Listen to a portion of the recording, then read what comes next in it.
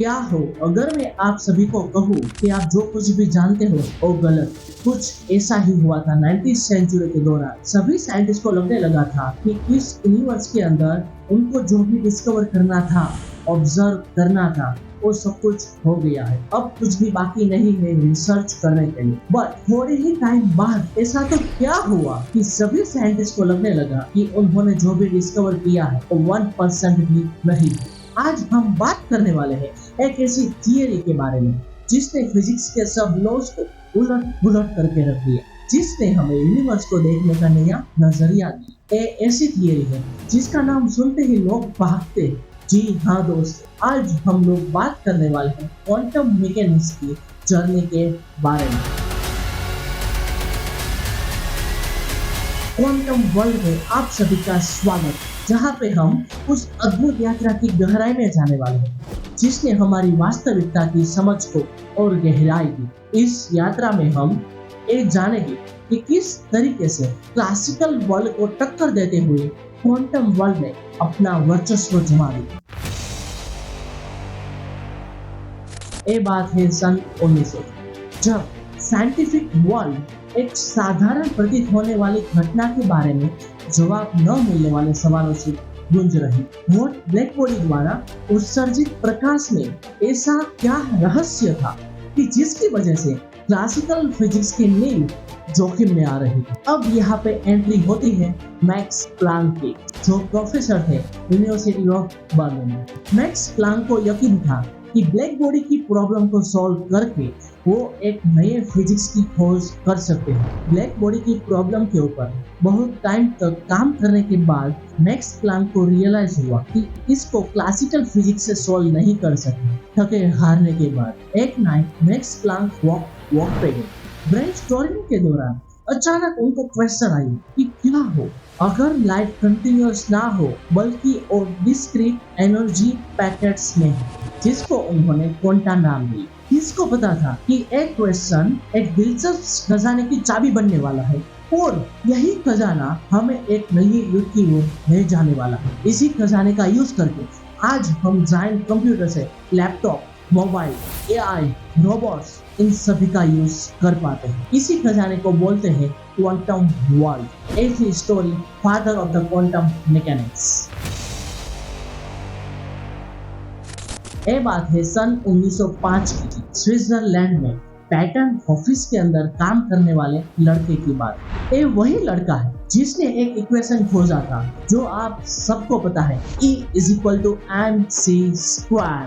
जी हाँ my dear friends, यहाँ पे बात हो रही है अल्बर्ट आइंस्टाइन की। अल्बर्ट आइंस्टाइन की एक रिसर्च पेपर की वजह से क्वांटम मैकेनिक्स का बहुत ही बड़ा राज उजागर हुआ। अपने पेपर के अंदर आइंस्टाइन ने प्रपोज किया था कि लाइट को हम फोटोन या पार्टिकल की तरह समझ सकते हैं जो एनर्जी पैकेट को कैरी करके चलता है, जिसको मैक्स प्लांक ने क्वांटा नाम दिया। आइंस्टाइन के पेपर के अनुसार अगर हम लाइट बीम को मेटल सरफेस पर टारगेट करते हैं तो वो इलेक्ट्रॉन को ट्रिगर करता है। इस एक्सपेरिमेंट को फोटो इलेक्ट्रिक इफेक्ट कहते हैं। ये ऐसा एक्सपेरिमेंट है जो क्लासिकल फिजिक्स कभी एक्सप्लेन नहीं कर पाता। इसी थियरी की वजह से 1921 में आइंस्टाइन को नोबेल प्राइज मिला था। अब तक हमने जाना क्वांटम मैकेनिक्स के क्रिएशन के बारे में। अब हम जानेंगे कि वो कितना पेचीदा है। अब हम एक ऐसी कहानी की ओर जा रहे हैं जो विज्ञान के रहस्यमय और अद्भुत दुनिया को प्रकट करती है। इसी कहानी को हम क्वांटम मिस्ट्री कहते हैं। एक कहानी की शुरुआत बहुत बड़े बहस से हुई थी, Albert Einstein and Niels Bohr के बीच में। इस बहस के अनुसार कोई भी पार्टिकल दूसरे अपोजिट पार्टिकल से इंटरलिंक होता है। इसको सिंप्लीफाई करते हुए सपोज हमारे पास दो पार्टिकल्स, एक पार्टिकल को हम अर्थ पे रखते हैं। अर्थ वाले पार्टिकल को डिटेक्ट करते हुए अगर वो पॉजिटिव निकला तो ब्लैक होल वाला पार्टिकल ऑटोमेटिकली नेगेटिव हो जाएगा। दोनों पार्टिकल में से तो एक पार्टिकल में थोड़ा सा भी चेंज होता है तो दूसरा पार्टिकल ऑटोमेटिकली चेंज हो जाता है, बाद में भले ही वो कितने ही दूर हो। इसी एक्शन को हम spooky action at a distance बोलते हैं। एक पैराडॉक्स तीन साइंटिस्ट ने सोचा था, Albert Einstein, Podolski and Brojen. इसीलिए इसको एपीआर पैराडॉक्स भी कहते हैं। इसको पैराडॉक्स कहा क्योंकि आइंस्टाइन की थियरी ऑफ रिलेटिविटी के अनुसार वर्ल्ड के अंदर लाइट के अलावा कुछ भी फास्टेस्ट नहीं है। यहाँ पे लाइट की स्पीड है 3 × 10⁸ मीटर पर सेकंड। इसी को सिंप्लीफाई करते हुए अगर मैं आपको ब्लैक होल के बारे में सोचने के लिए कहूँ तो आप within a fraction of second mentally black hole के पास चले जाएंगे। But for a spooky action मन से भी ज्यादा तेज है। तो अब आप खुद ही समझ लीजिए कि पार्टिकल के अंदर इंटरलिंक से वो कितनी तेज हो। आइंस्टाइन एंड बोहर की इस आर्गुमेंट में क्वांटम एंटेंगलमेंट जैसी जादुई घटनाओं का खुलासा किया।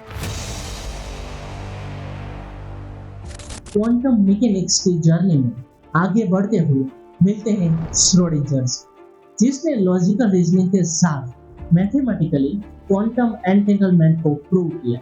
हिडन प्रोबेबिलिटी का यूज करते हुए उन्होंने डेड एंड अलाइव कैट का थॉट एक्सपेरिमेंट किया। इस थॉट एक्सपेरिमेंट में एक बॉक्स के अंदर रेडियोएक्टिव सब्सटेंस एंड पॉइजन का सेटअप किया और बिल्ली को अंदर रख दिया। बिल्ली को बॉक्स के अंदर रखा एंड बॉक्स को पैक करने के साथ ही हमारी मेन थियरी शुरू होती है।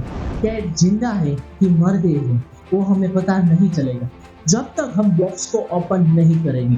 बिल्ली की 50-50% चांसेस है जीने के एंड मरने के। ए थॉट एक्सपेरिमेंट सुपरपोजिशन को डिफाइन करता है। क्वांटम वर्ल्ड में वस्तुएं तब तक निश्चित स्थिति में नहीं होती जब तक उन्हें देखा नहीं जाता। इसको और सिंप्लीफाई करते हुए हम एक ग्लव का एग्जांपल लेते हैं। हमारे पास दो बॉक्स, दोनों बॉक्स के अंदर एक एक ग्लव ऐड कर दिया। सपोज हमने फर्स्ट वाला बॉक्स ओपन किया और उसमें अगर राइट हैंड ग्लव मिला तो ऑटोमेटिकली आपको पता चल जाएगा कि दूसरे वाले बॉक्स के अंदर लेफ्ट हैंडेड ग्लव है। यहाँ पे जब तक हम बॉक्स ओपन नहीं करेंगे तब तक हमें पता नहीं चलेगा कि कौन से बॉक्स के अंदर कौन सा वाला ग्लव है। अब चलिए इसे एक कदम और आगे बढ़ाते हैं। क्या होगा अगर हम इस सुपरपोजिशन स्टेट को हमारी टेबल से कंपेयर करें? क्या आपको पता है जब हम कमरे से बाहर होते हैं तो टेबल का निश्चित स्थान नहीं होता। मे बी वो हवा में तैरती है, कोई क्वांटम स्टेट में होती है या फिर वो टेलीपोर्ट होती रहती है। बट जैसे ही आप डोर ओपन करते हैं टेबल वहां पे ही होती है जहां पे पहले थी। तो अगली बार जब आप कमरे से बाहर जाए तो सोचें कि आपकी टेबल शायद उसकी क्वांटम जर्नी में। इसी के साथ टेबल को हम क्वांटम जर्नी करने देते हैं और हम हमारी इस क्वांटम जर्नी को यहाँ पे एंड कर दें। यहाँ पे मैंने जो भी टॉपिक्स के बारे में बात की है उसके रिलेटेड स्पेसिफिक वीडियो बनाने वाला हूँ। अगर आपको मिस नहीं करना है तो आप सब्सक्राइब कीजिए मेरे चैनल को and press the bell icon. अगर आपको मेरी ये वीडियोस अच्छी लगती है तो लाइक कीजिए मेरी इस वीडियो को एंड शेयर कीजिए अपने दोस्तों के साथ। Thank you so much for watching my video. तो मिलते हैं अगले वीडियो में, तब तक के लिए बाय बाय।